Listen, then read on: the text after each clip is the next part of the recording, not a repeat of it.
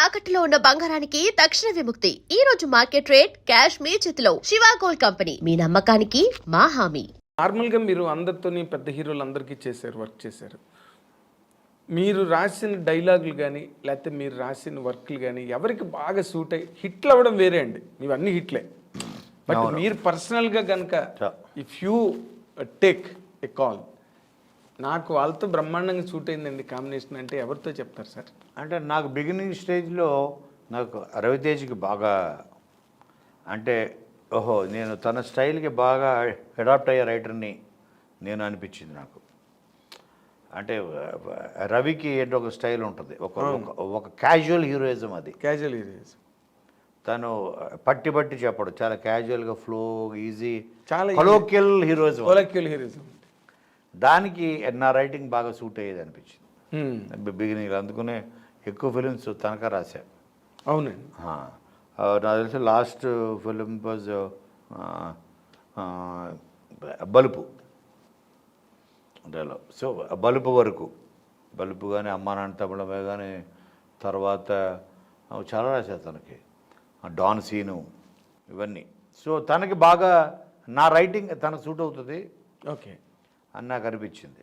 ఆ తర్వాత as I moved on, ఎన్టీఆర్కి ఆ హీరోయిజం ఐ స్టార్టెడ్ ఎంజాయింగ్. ఎన్టీఆర్కి రాయడం అన్నది ఒక ఛాలెంజ్ లాగా నేను ఫీల్ అయ్యేవాడిని. ఎందుకండి? ఎందుకంటే తనకున్న ఆ మాస్ బేస్ ఎక్కువ కదా. మాస్ బేస్ ఎక్కువ. ఆ మాస్ బేస్లో వాళ్ళతోటి విజిల్ వేయించుకోవాలంటే ఈ క్యాజువల్ రైటింగ్ పనికిరాదు. అతను కొంచెం కన్వెన్షనల్గా ఉంటుంది. అది కొంత బల్లగుద్దినట్టు చెప్పాలి డైలాగ్స్. అవి నేను సాంబా నుంచి స్లోగా తనకి, అందుకనే తనకి 4 ఫిలిమ్స్ రాశా. అలాగే తనకు ఒక స్టోరీ డిజైన్ చేయాలనిపించి అప్పుడు నేను అదుర్స్ స్టోరీ, దానికి కథా మాటలు నేనే. అవునండి. సో తను ఇలాంటి క్యారెక్టర్ చేస్తే బాగుంటుంది అని. కానీ అది అల్టిమేట్ సార్, అల్టిమేట్. ఈరోజు జూనియర్ ఎన్టీఆర్ సినిమాల్లో ఆయన చెప్పుకోవాలంటే ఆయన అభిమానులు కానీ మనలాంటి జనరల్ ఆడియన్స్ కానీ మాలాంటి అల్టిమేట్ ఫిల్మ్ అది నిజంగా. ఇప్పుడు వినాయక్ కానీ వినాయక్కి తర్వాత వాళ్ళిద్దరూ చాలా బ్లైండ్గా నమ్మారు. అవును. అండ్ ఆ టైంలో ఏంటంటే అండ్ తెలుగు ఇండస్ట్రీలో నాకు తెలిసి ఆ క్యారెక్టర్ని తన తప్ప ఎవరు క్యారీ చేయలేరు, ఎవరు చేయలేరు, ఇంపాసిబుల్. ఇప్పుడు ఆ వాక్ శుద్ధి కూడా తనకు ఉంది, ఆ బ్రాహ్మణీకం అన్నీ మొత్తం తగ్గించాడు. తను ఆ క్యారెక్టర్లోకి పరకాయ ప్రవేశం చేసేసి ఆ చారీ అన్న క్యారెక్టర్ని తను క్యారీ చేసిన విధానం. ఇప్పటికీ అమెరికాకి వెళ్ళినా ఇక్కడికి వెళ్ళినా చాలామంది సార్ మళ్ళీ ఎప్పుడు అదర్స్ 2 ఎప్పుడు ఇప్పటికి అడుగుతుంటారు. మరి అది ఆలోచించలేదు సార్ మీరు? ఆలోచించా ఈసారి తను అమెరికా వెళ్ళాలి, ఒక వ్రతం పెళ్ళి ఒప్పుకుని వెళ్తాడు అమెరికాకి ఏనోడు అనుకున్నారా? వీళ్ళిద్దరు బట్టును చారీ కలిసి మళ్ళీ అమెరికా వెళ్తారు. ఓకే. వీళ్ళిద్దరు అక్కడికి వాళ్ళకి ఏం తెలుస్తుంది? అక్కడ వీడు ఫస్ట్ టైం అమెరికా, వీడికి ఏం తెలియదు, ఫ్లైటే ఫస్ట్ టైము. ఏంటండి గురువుగారు చల్లగా ఉందండి ఇక్కడ, వాతావరణం చల్లగాను, అటు మనుషులు తెల్లగానే ఉన్నారేంటి అని వాతావరణం చల్లంగా మనుషులు తెల్లగా అని ఇలాగ అమాయకంగా ఉంటూ అక్కడ ఒక ప్రాబ్లంలో పడుతూ అక్కడ అనే ఒక మాఫియా ఇది ఎందుకంటే బ్రదర్ మాఫియాలో ఉన్నాడు కదా. అవును. సో ఇవన్నీ అనుకుంటూ ఒక తయారు చేసాం. ఓకే.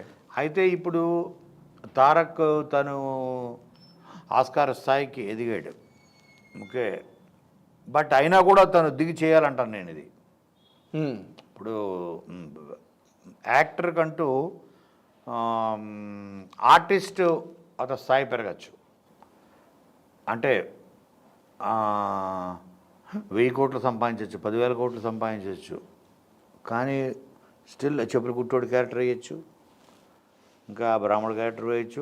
ఆర్టిస్ట్ కంటూ ఎటు స్థాయి ఉండదు. ఏ స్థాయి అన్నా అతను దిగి చేయగలరు, చెయ్యాలి రియల్ యాక్టర్ అని. యాక్చువల్గా మీరు చెప్పిన లైన్ కూడా చాలా బాగుంది. తనకి మంచి రిలీఫ్ ఇప్పుడు అలాంటి కథ చేయడం, ఒక రిలీఫ్.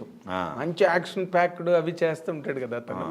ఇప్పుడు ఇలాంటిది చేస్తే కనుక చాలా మంచి ఆడియన్స్ కరెక్ట్ చేయాలి. అంటే అతని నుంచి చాలామంది తారక్ మళ్ళీ ఇది చేయాలని కోరుకుంటున్నారు. తను ఒక ఫుల్ లెంత్ కామెడీ చేయాలి, ఎందుకంటే మనకి ఎలాగో డబుల్ యాక్షన్ ఉంది, యాక్షన్కి దీనికి ఫైట్స్కి. ఇంకోటి ఉన్నాడు ఎలాగో, వాడి కోసమే వస్తాడు యాక్చువల్గా, అది ట్విస్ట్ అనమాట. ఓకే. సో ఇలాగా దానికి ఉన్నాడు కాబట్టి తను మళ్ళీ 100% ఆ చారి క్యారెక్టర్ని వదలకూడదు.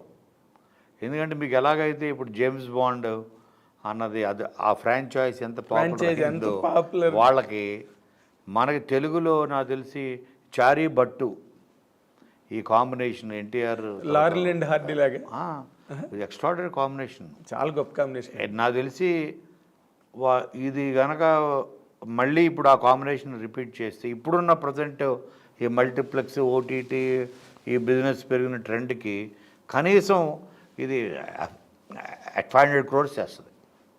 500 crores మినిమం విత్ యాక్షన్. అదుర్స్ 2, అదుర్స్ ఏం అమెరికాలో అదుర్స్, అమెరికాలో అదుర్స్ బాగుంది. ఐ డ్రీమ్ లో పెట్టారు టైటిల్ మీరు, వెరీ నైస్. ఐ డ్రీమ్ అదే అమెరికాలో అదుర్స్, అమెరికాలో అదుర్స్ అని టైటిల్ కాదు. మరి ఇప్పుడు చేస్తే వినాయక్ చేతి చేయిస్తారు సార్ ఇది? వినాయక్ 100%. అంటే వీళ్ళకి ఏంటంటే స్పాన్ పెరిగిపోయి మనం మీద బడ్జెట్లు పెరిగిపోయాయి, సో కాబట్టి పెద్ద స్క్రిప్ట్లు చేయాలి అనే థాట్లో ఉన్నారు హీరోస్. అది రాంగ్ అంటాను నేను. ఓకే, చేయాలి, డెఫినెట్ చేయాలి, but at the same time కొన్ని గ్రౌండ్ మీద ఉండి కూడా చేయాలి, గ్రౌండ్ రియాలిటీస్ లో కూడా ఉండి చేయాలి. ఇప్పుడు ఆయన ఉన్నారు ఎన్టీఆర్, సీనియర్ ఎన్టీఆర్, ఆయన సూపర్ స్టార్డంలో ఉన్నప్పుడు బడిపంతుల సినిమా చేసేయండి. అవును, సూపర్ స్టార్డమ్, మామూలు స్టార్ కాదు. అప్పుడు బడిపంతులు ఒక తాత తన పిల్లలు వాళ్ళ చేత రిజెక్ట్ చేయబడి తర్వాత మావారి మంచితనం సినిమా చేశారు ఆయన, సీనియర్ ఎన్టీఆర్. మావారి మంచితనం అని వెరీ నార్మల్ మేలుకొల్పు అని.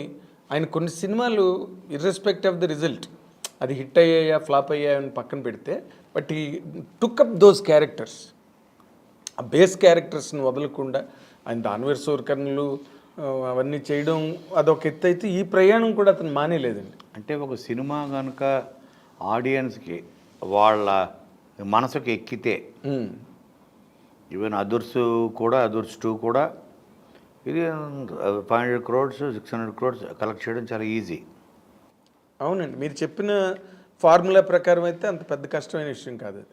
అంటే ఆ స్పాన్ ఉండే ఫిల్మ్స్ తీసుకుంటేనే కలెక్ట్ చేస్తాయి అనే ఒక మిత్తులో వీళ్ళు ఉన్నారు ఆర్టిస్టులు అని నా ఫీలింగ్. హీరోలు అవసరం లేదు. ఇప్పుడు కాంతారాకి ఏ స్పాన్ ఉంది? ఏం లేదండి. ఎక్కడ జరిగిన కథ అది? ఒక గూడెం, ఒక గిరిజన ప్రాంతం, ఒక అడవి, ఇదేగా. అవును, మరి అది కూడా అంత కలెక్ట్ చేసిందిగా. మామూలు కలెక్షన్ కాదు అసలు, అది ఒక పెద్ద మైల్ స్టోన్, ఒక ల్యాండ్ మార్క్ అయిపోయి, అది ఒక్క కన్నడకే కదా అన్ని లాంగ్వేజెస్కి ల్యాండ్ మార్క్ అయిపోయింది. ఇప్పుడు RRR లేదంటే బాహుబలి లాగా అంత sets, foreign actors, foreign stunt masters ఇవేమి లేరుగా దానికి. కాంతారాలో ఎవరున్నారండి? It's an indigenous film. Exactly, indigenous, correct. మన ఓన్ దానికి తను కూడా ఇలాంటి కూడా చేస్తుండాలి ప్యారలల్ కానీ నా ఫీలింగ్. తను ఎందుకంటే ఇవాళకి మా ఇంట్లో ఉన్న పెద్దవాళ్ళకి, నానమ్మలకి, వాళ్ళకి ఆ క్యారెక్టర్ ఇష్టం. అయ్యో, అదుర్స్లో it is a universal character sir అది. అందరూ చిన్న పిల్లవాళ్ళ దగ్గర నుంచి సార్ పెద్దవాళ్ళ దగ్గర వరకు అందరూ, ఆల్ సెక్షన్స్, ఆల్ ఏజెస్. నిన్న yesterday one Muslim friend was telling me, అని తను చెప్తున్నాడు అసలు అదుర్స్లోనే అసలు ప్రీస్ట్ క్యారెక్టర్ అండి జూనియర్ ఎన్టీఆర్ ఏం చేశాడు సార్ అని చెప్తున్నాడు. ఇప్పుడు వాళ్ళ మతం వేరు, వాళ్ళ క్యారెక్టర్ కాదు అది, వాళ్ళకి ఏ రకంగానే సంబంధం లేదు కదా అది, but they are admiring that character and his performance in that particularly. చాలా బ్లాస్టింగ్ పర్ఫార్మెన్స్ కదా జూనియర్. అది లేకపోతే ఇప్పుడు బ్రహ్మానందం తను తప్ప చేయలేడు, ఎవరు చేయలేరు. అంటే ఎవరు చేయలేరు తను తప్పితేనని తనే ప్రూవ్ చేసుకున్నాడు. ఆ గెటప్ ఏంటి అసలు? అది ఎవరు వేయగలరంటే ఏ హీరో? ఒక గ్లామరస్ హీరో, ఓ డ్యాన్సులు చేసే హీరో, ఆ పంచకట్టు పిలకది పెట్టి ఏ హీరో చేయడం చేసే ధైర్యం కూడా, ఆ సాహసం చేయరు. ఎందుకు లేనిపోని రిస్క్ అని. తను చేస్తాడు. మరి ఇప్పుడు మీ ఐడియా వెళ్ళిందా జూనియర్ ఎన్టీఆర్ వరకు?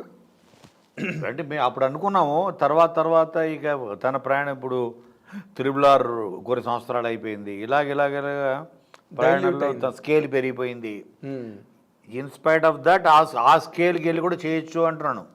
ఓకే, అమెరికాలో అదృష్టి అన్నది ఆ స్కేల్ కూడా వెళ్ళి చేయొచ్చు అన్నది నా అభిప్రాయం. It maybe soon it will materialise. Let's wait. Let's hope అండి, లెట్స్ హోప్.